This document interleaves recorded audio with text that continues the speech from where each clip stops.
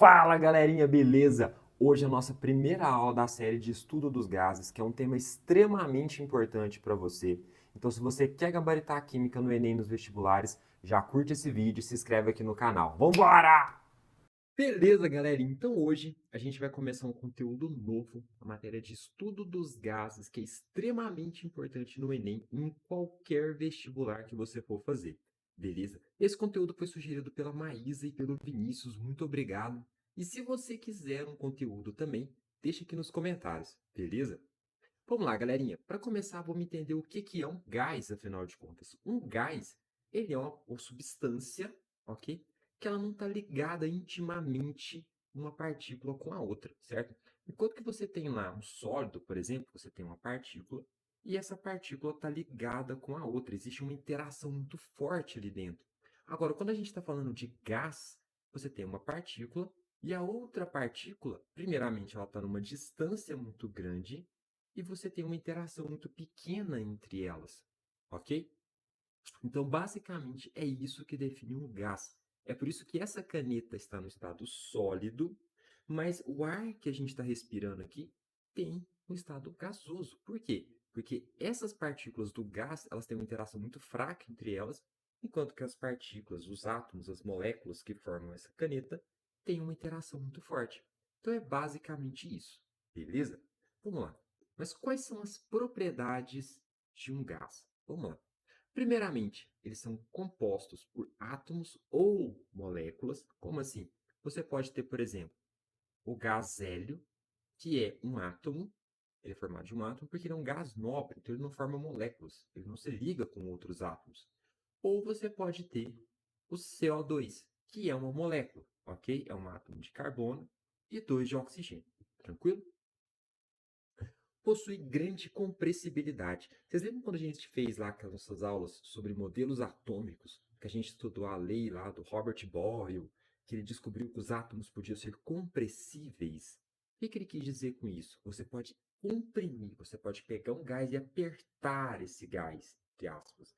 Então você pode diminuir o tamanho, o volume daquele gás, comprimindo, pressionando esse gás, ok? Isso não pode ser feito com líquidos e sólidos, tá? Toma cuidado. Capacidade de expansão. Galera, os gases, eles podem se expandir. Ou seja, se você abrir um frasco de perfume dentro de uma sala, daqui a pouco a sala inteira está com aquele cheiro. Por quê? Porque o gás que evapora ali, ele toma conta da sala. Ok? Isso funciona tanto para cheiros bons quanto para cheiros ruins. Ok? Outra propriedade importante, não possuem volume fixo, ou seja, indiferente do recipiente em que você armazene esse gás, ele vai tomar o formato do recipiente. Ou seja, ele vai expandir ou ele vai comprimir, mas ele vai fazer o que for preciso para ele tomar conta de todo o espaço, de todo o ambiente daquele recipiente ou daquela sala que você colocar aí, ok? E eles são miscíveis entre si em qualquer proporção. Galera, o que significa miscíveis? O que significa a palavra miscível? Significa que você pode misturar qualquer gás que você quiser, em qualquer proporção. Então, se eu pegar gás hélio, por exemplo, eu posso misturar com CO2? Pode. Eles são miscíveis, eles formam uma solução, uma mistura homogênea, ok? Agora, vamos entender como que funciona o estado gasoso, ok? A gente falou que o estado sólido, eles têm uma energia muito grande, eles têm uma ligação muito intensa, tá? Conectando ali aquelas partículas. Agora, o gás, não, correto? O que que vai acontecer por causa disso? Acaba que o sólido, você mantém ele todo preso, ou seja, organizado, você mantém as moléculas, os átomos empacotadinhos, tá? Organizadinhos. Existe uma certa dose de vibração ali dentro, existe um movimento, existe, só que não é forte o suficiente para quebrar essas ligações. Agora, no gás, essas ligações nem existem, tá? Até existem, mas é muito fraco, ok? Não é forte o suficiente para manter uma molécula conectada na outra. Então acaba que elas estão se movimentando para qualquer lado, que nem essas aqui do recipiente, entendeu? Elas podem se movimentar livremente, à vontade, ok? Agora, uma coisa que gera muita dúvida em vocês e que muita gente erra. Vamos lá. O que que é gás e o que que é vapor? Gás é aquela substância que sempre foi gasosa. Como assim? Vamos lá. Quando você está na CNTP, é a condição normal de temperatura e pressão. O que é isso? A gente vai falar daqui a pouco, ok? Mas um gás, quando você coloca ele num ambiente normal, o que vai acontecer? Ele é um gás. Então, por exemplo, hidrogênio. Você já viu hidrogênio líquido? Ele existe. Se você baixar muito a temperatura dele, ele vai ficar líquido. A mesma coisa o oxigênio, a mesma coisa o argônio. Só que no meio ambiente eles não existem na forma líquida, muito menos sólida. Então eles sempre são gasosos. Então a gente vai chamar eles de gás, gás hidrogênio, gás oxigênio, gás argônio. Só que a água, normalmente, ela é o quê? Líquida. Então, quando a água passa para o estado gasoso, você não vai falar que é gás-água. Você vai falar de vapor de água, entendeu? Vapor de iodo. Por quê? Normalmente o iodo é sólido. Se você aquece o iodo, ele passa para o estado gasoso, ok? Faz a sublimação. A mesma coisa o mercúrio, entendeu? Então, tudo aquilo que normalmente está em outro estado da matéria e passa para o estado gasoso, a gente chama de vapor, beleza? Variáveis de estado. Galerinha, existem três propriedades do gás que são extremamente importantes e você precisa entender as três, ok? Que é temperatura, volume e pressão. São essas três coisas que vão determinar o estado do seu gás, ok? E a gente vai estudar isso aqui a fundo, beleza? Então, antes da gente entrar nisso, vamos ver o que é, afinal de contas, essa tal de CNTP. Ó, condição normal de temperatura e pressão. Ou seja, é uma sigla, ok? Só que isso aqui gera revolta nas pessoas. Por quê? Quando a gente fala de condições normais, você espera de uma coisa normal, uma coisa que você vê no seu dia a dia, certo? E aí, quando a gente fala da pressão da CNTP, beleza, de fato, é uma TM, é a pressão atmosférica a nível do mar. Só que quando você fala da temperatura da CNTP, a coisa muda um pouco de figura. Por quê? A temperatura da CNTP é 0 graus centígrados. Aonde que isso é normal? Que lugar é esse? Sei lá, Finlândia, na Groenlândia, na Antártida, só se for. Galera, isso não foi criado lá, tá? Pode ficar tranquilo, não é isso. Antigamente, quando eu falo antigamente, muito antigamente, quando eu estudava no ensino médio ainda, a CNTP era uma atmosfera e 25 graus centígrados, tá? E para o Brasil já não era uma coisa certa, mas era uma temperatura mais próxima da realidade. Só que para simplificar os cálculos, simplificar tudo, saiu 25 graus Celsius e entrou 0 graus centígrados, tá? Mais precisamente os 273 Kelvin, ok? O Kelvin, vocês vão ver que ele é muito importante quando vocês estiverem aplicando em alguma equação aqui, ok? Temperatura dos gases. Moçada, vamos entender como que funcionam então essas propriedades, começando pela temperatura. E talvez seja uma das mais importantes aqui e aquela que gera mais dúvida. Vamos lá. Quando você aquece um gás, quando você dá calor para um gás, o que acontece com ele? Você aumenta a energia cinética desse gás, ok? Então, basicamente, vamos imaginar aqui, ó, eu tenho esse primeiro recipiente e ele está frio. A qual temperatura? Não sei, não interessa, ok? E aqui eu vou aumentar a temperatura dele, ou seja, agora ele está quente, certo? Quando você aquece esse gás, você está aumentando a energia cinética. Energia cinética é o quê? A energia do movimento, não é? Então você está tornando este movimento mais rápido, ok? Então, quando você imaginar a temperatura do seu gás, você vai associar isso aqui velocidade. A minha letra é feia, mas no seu caderno que você vai copiar agora, vai ficar lindo, ok? Então, copie isso agora. Não deixe isso para depois. Para o vídeo, copia, anota, resume isso que a gente falou agora, porque isso aqui é extremamente importante. Isso aqui é uma definição que vai fazer falta lá na frente, ok? Então lembra, sempre que você aumenta a temperatura do seu gás, você está aumentando a temperatura cinética dele e ele vai ficar mais rápido. Daqui a pouco a gente vai precisar dessa informação de novo, hein? Volume de um gás. Galera, o volume de um gás, ele é uma propriedade que ela é mutável. Você pode variar esse volume do jeito que você quiser. Porque, de acordo com o recipiente que você coloca, ele se molda. Não é isso que a gente falou? Então, se eu coloco ele num recipiente que é cilíndrico, ou redondo, quadrado, do jeito que eu quiser, ok? Ele vai tomar o formato daquilo. Se eu pôr ele numa garrafa, ele vai tomar o formato de uma garrafa. Ok? O seu gás, ele pode se moldar, ele pode tomar o volume daquilo que você colocou ele. Agora, o que eu preciso que você não confunda é o volume do gás com o volume molar, ok? O volume molar, na verdade, ele é uma constante, tá? Ele não é variável, então ele vai ser um valor fixo para todos os gases, ok? Mas como que ele funciona? Vamos lá. É o volume ocupado por 1 mol de qualquer gás. Qualquer gás, professor, qualquer gás. Todos os gases têm esse mesmo valor.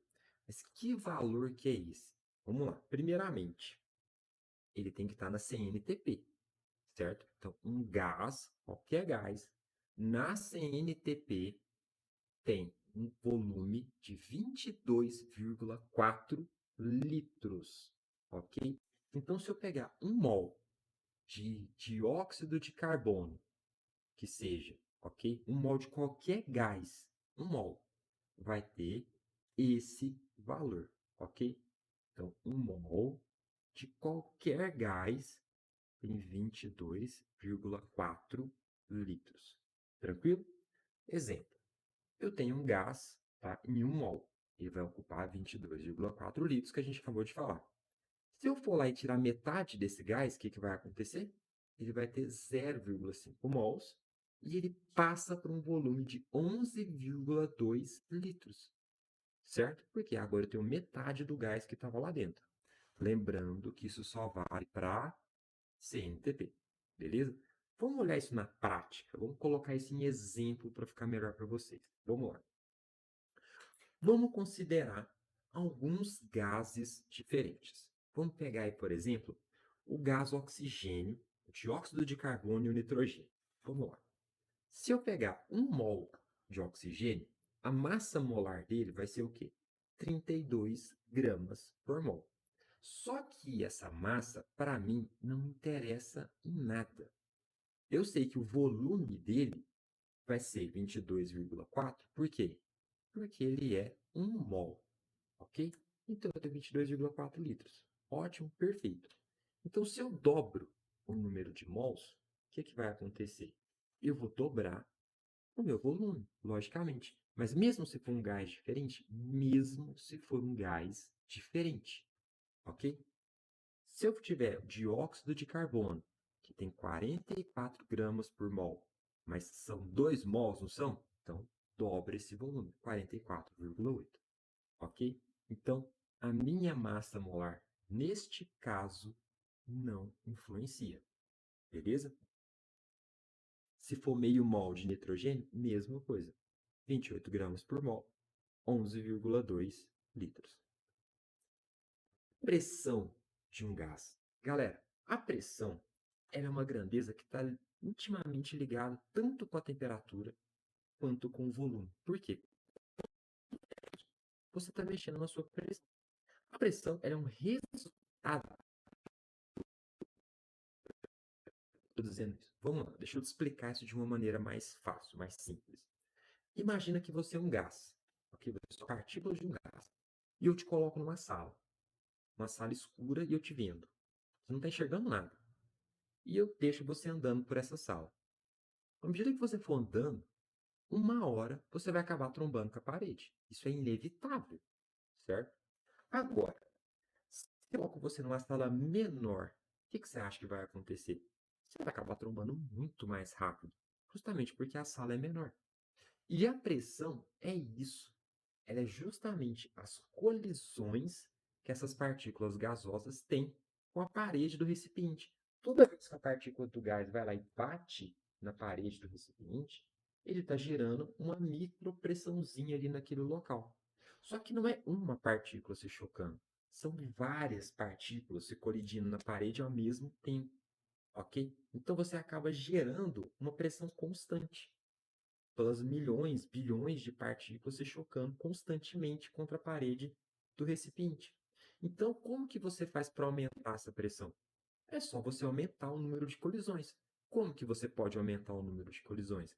Uma das formas é diminuir o volume do seu recipiente. Então, toda vez que você vem aqui, por exemplo, a gente baixou a tampa do recipiente, a gente diminuiu o volume. O número de colisões que tem aqui em cima vai ser muito maior, inevitavelmente, ok? Agora, se a gente aumentar a temperatura, você também vai aumentar a sua pressão. Por quê? Porque as suas partículas vão ficar mais rápidas. Lembra que temperatura está ligada com o movimento? Exatamente. Se você aumenta a temperatura do seu gás, automaticamente você aumenta também a pressão, porque o número de colisões acaba aumentando também. Ok? Então, aumentou a temperatura, aumentou a pressão. Diminuiu o volume, aumentou a pressão. Ok? Beleza. Galerinha, agora a experiência de Torricelli. Isso aqui você vai prestar muita atenção. Por quê? É importante no estudo dos gases, mas isso aqui também é extremamente importante em outras áreas da química. É muito importante. Essa noção que a gente vai ver aqui agora é extremamente importante, até para a física, tá? Seu professor de física pode acabar precisando disso aqui um dia também. Então presta muita atenção. Nessa barrinha que você está ouvindo música aqui do lado, fecha, tá? Não quero você ouvindo música. Para de prestar atenção na televisão, esquece o cachorro lá fora, esquece tudo. Presta atenção só aqui agora, ok? Vamos lá. O que foi a experiência de Torricelli? Primeira coisa, ele pegou um tubo de vidro de 1 metro, tá? E o que ele fez com esse tubo?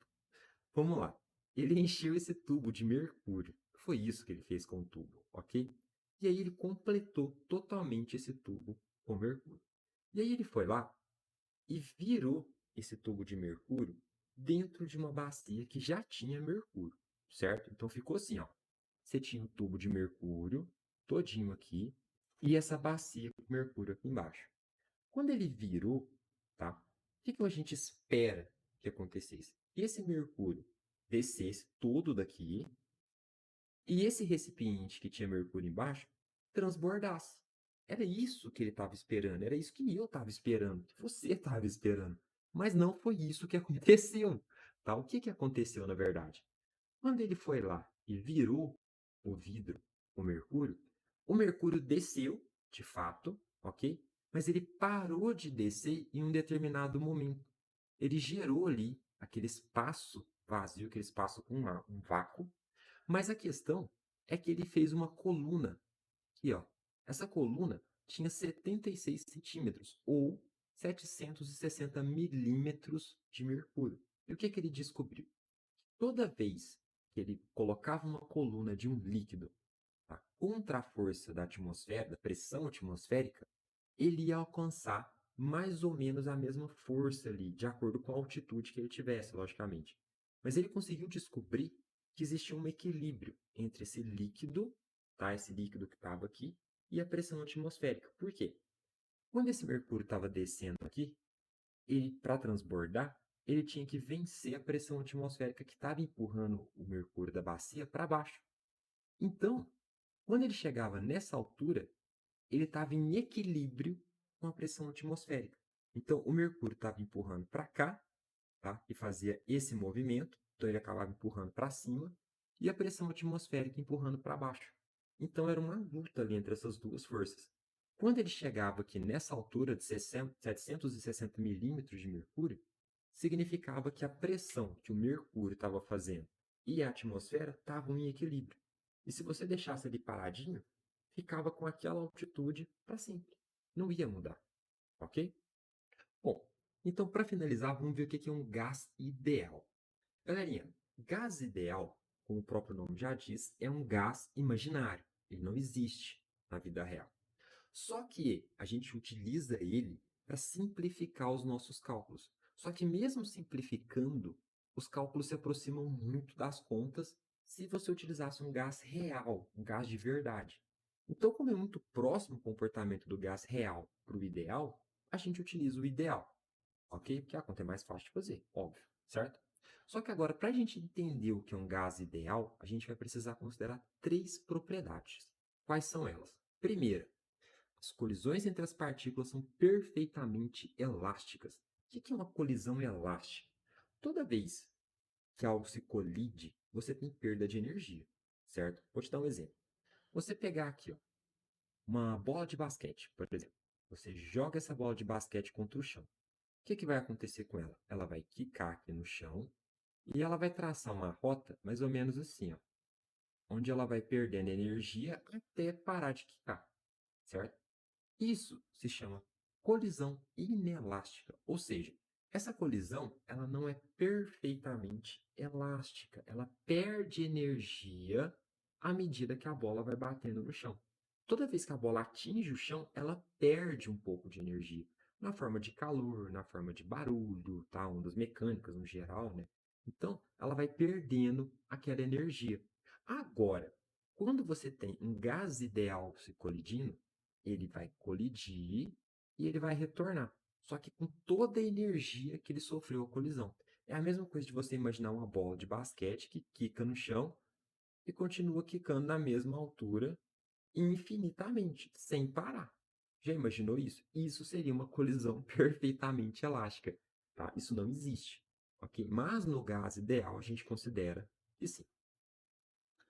Não há qualquer tipo de interação entre as partículas. A gente já falou disso anteriormente nessa aula, e de novo, de fato, essas interações são insignificantes, ok? Elas têm uma quantidade de energia, uma força muito pequena.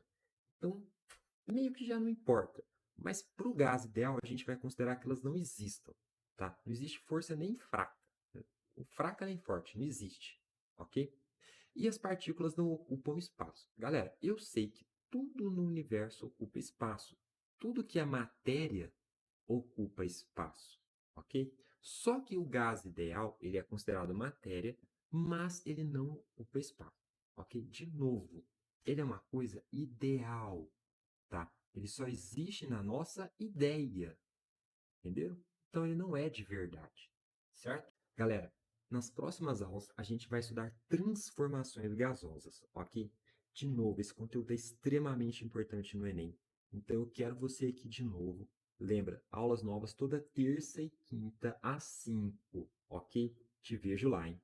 Ah, e não esquece, se você quer gabaritar a química no Enem nos vestibulares, já se inscreve aqui no canal e ativa o sininho para receber todas as notificações. E me segue nas outras redes sociais, eu vou deixar o link aqui na descrição do vídeo.